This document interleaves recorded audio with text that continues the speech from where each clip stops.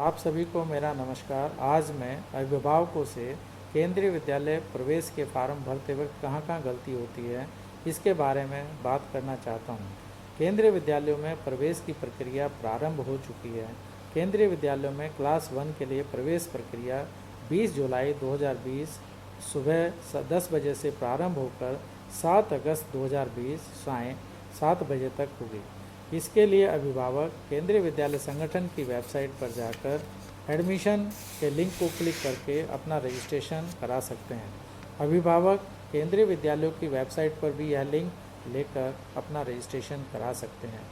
इसके अलावा Android phone वाले अभिभावक अपने एंड्रॉयड फ़ोन पर गूगल प्ले स्टोर में जाकर केंद्रीय विद्यालय संगठन एडमिशन 2020-21 का ऐप डाउनलोड करके अपना रजिस्ट्रेशन करा सकते हैं।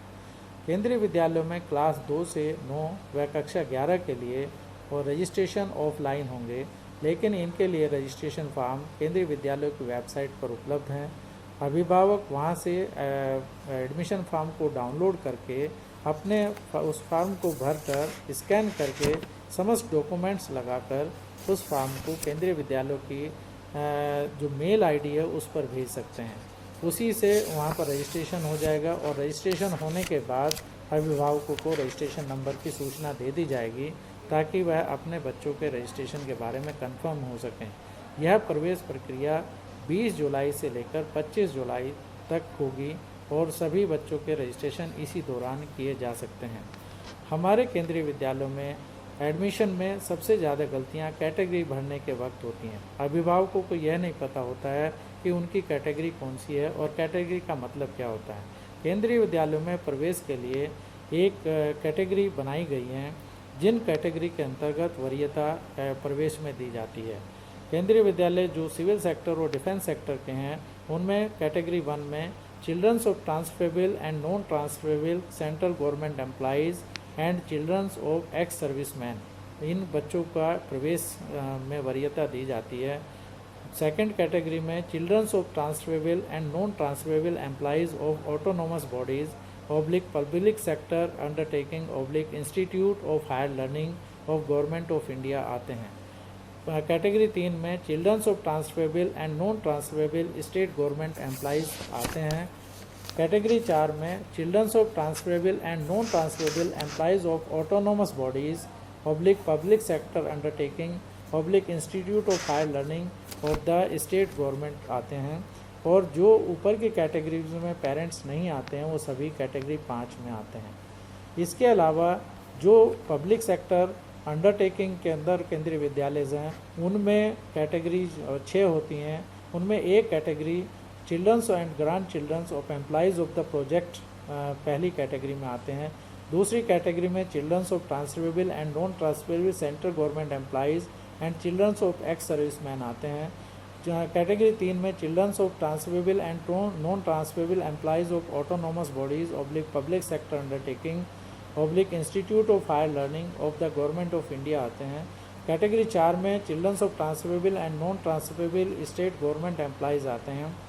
कैटेगरी 5 में childrens of transferable and non transferable employees of autonomous bodies public sector undertaking institute of higher learning of state government आते हैं और बाकी सभी कैटेगरी 6 में आते हैं। इसलिए सभी अभिभावकों को अपनी कैटेगरी को भरते वक्त यह ध्यान देना चाहिए कि वह सही कैटेगरी भरें। गलत कैटेगरी भरने पर उनके प्रवेश को निरस्त भी किया जा सकता है। एलिजिबिलिटी डेट ऑफ एडमिशन हमारी 31 मार्च ऑफ द एकेडमिक ईयर होती है। जैसे इस वर्ष 31 मार्च 2020 को ये इस बच्चे की कैलकुलेट की जाएगी। उस दिन बच्चा 5 वर्ष का होना चाहिए। अगर वह बच्चा 5 वर्ष का है और उसकी डेट ऑफ बर्थ 1 अप्रैल को भी है तो भी वह एलिजिबल हो जाता है। इसलिए डेट कैलकुलेशन के लिए हम 31 मार्च 2020 को ही कैलकुलेट करेंगे। इसलिए बच्चे के पेरेंट्स जो है उस बच्चे की एलिजिबिलिटी चेक करने के लिए एज के लिए 31 मार्च को उसकी एज कैलकुलेट कर लें। क्लास 1 के लिए मिनिमम एज 5 ईयर्स है और मैक्सिमम एज 31 मार्च 2020 को 7 ईयर्स है। क्लास 2 के लिए 6 और 8 ईयर्स है। थर्ड के लिए 7 और 9 ईयर्स है। फोर्थ के लिए 8 और 10 ईयर्स है। फिफ्थ के लिए 9 और 11 ईयर्स है। सिक्स के लिए 10 और 12 ईयर्स है। 7th के लिए 11 और 13 ईयर्स है, 8th के लिए 12 और 14 ईयर्स है, 9th के लिए 13 और 15 ईयर्स है, 10th के लिए 14 और 16 ईयर्स है। इसलिए एज को पहले चेक करके ही फॉर्म भरें। अगर ये मिनिमम और मैक्सिमम एज के बीच में नहीं कोई बच्चे की एज आती है तो उस बच्चे का फॉर्म KVS में एक्सेप्ट नहीं किया जाएगा, वह ऑटोमेटिक रिजेक्ट हो जाएगा। इसी प्रकार से बच्चे के लिए रिजर्वेशन भी अवेलेबल है। केंद्रीय विद्यालयों में रिजर्वेशन का कोटा एक फ़िक्स कोटा है। इसके लिए 15% सीट्स शेड्यूल कास्ट के लिए रिजर्व्ड हैं, 7.5% सीट शेड्यूल ट्राइब्स के लिए रिजर्व हैं, 27% seat OBC non creamy layer के लिए रिजर्व हैं। सभी फ्रेश एडमिशन में यह रिजर्वेशन अवेलेबल रहेगा। डिफरेंटली एबल्ड कैटेगरी के लिए भी 3% की सीट्स अवेलेबल हैं, लेकिन यह कोटा हॉरिजेंटली रिजर्व कोटे में काउंट होता है। इस प्रकार से सभी बच्चों को रिजर्वेशन अवेलेबल होगा। RT के तहत भी 10 सीटें चाहे एक क्लास में रिज़र्व होती हैं, जिसमें SC, ST, OBC non creamy layer, EWS, BPL आदि के लिए यह रिजर्वेशन अवेलेबल होता है। इस प्रकार से अगर सभी अभिभावक इन चीज़ों का ध्यान रखेंगे तो उनके एडमिशन फॉर्म रिजेक्ट नहीं होंगे। तो मुझे उम्मीद है कि सभी पेरेंट्स इस बात को ध्यान रखेंगे और फॉर्म भरते वक्त इन चीज़ों का ध्यान रखकर ही फॉर्म भरें।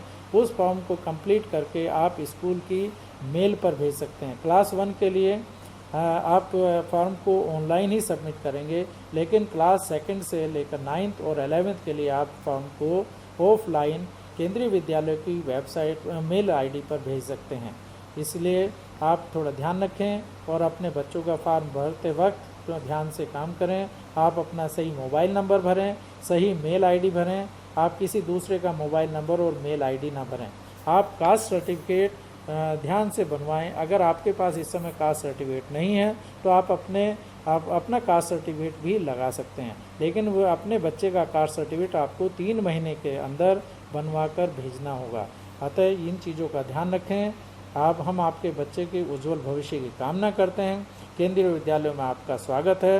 धन्यवाद। जय हिंद।